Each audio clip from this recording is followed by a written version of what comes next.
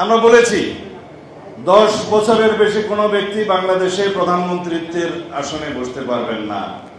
এখানেই স্বৈরাচারকে রুখে দেওয়া হলো, এখানেই ফ্যাসিবাদের উৎপত্তি বন্ধ করে দেওয়া হলো। তারপরে কি করা হবে?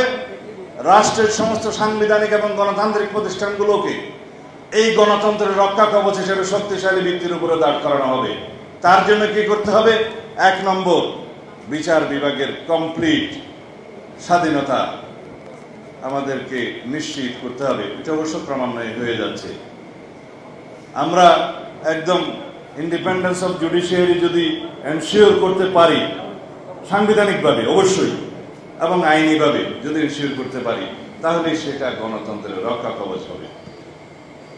পার্লামেন্টে এমন কোন আইন পাশ করা যাবে না যে আইনটা এই জুডিশিয়ারিতে চ্যালেঞ্জ হবে না। যদি সেরকম কোন আইন হয়, সেই জুডিশিয়ারিকে আমাদের নির্মাণ করতে হবে। আমরা বিচার বিভাগেরও জবাবদিহিতা নিশ্চিত করার জন্য প্রস্তাব রেখেছি। শুধুমাত্র আর্টিকেল 96 এ সুপ্রিম জুডিশিয়াল কাউন্সিলের ব্যবস্থা আছে। সেই ব্যবস্থার মধ্য দিয়ে একজন বিচারককে শুধু অপসারণ করা যায়, কিন্তু অপসারণ শুধুমাত্র পিউনিটিভ মেজার্স হতে পারে না, একমাত্র শাস্তি হতে পারে না।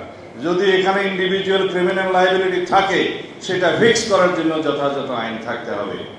অধস্তন আদালতের জবাবদিহিতা নিশ্চিত করার জন্য একটা সেক্রেটারিয়েট নির্মাণে যথেষ্ট নয়।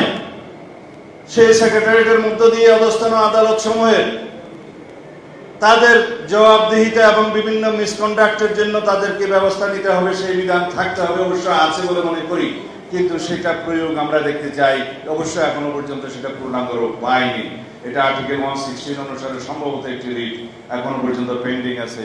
সেটার অবজারভেশনের পরে বা রায়ের পরে হয়তো এটা হবে।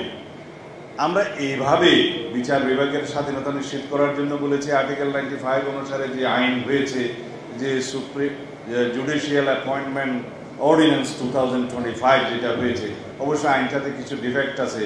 সেটা ঠিক মতো ডিসপোজ না করে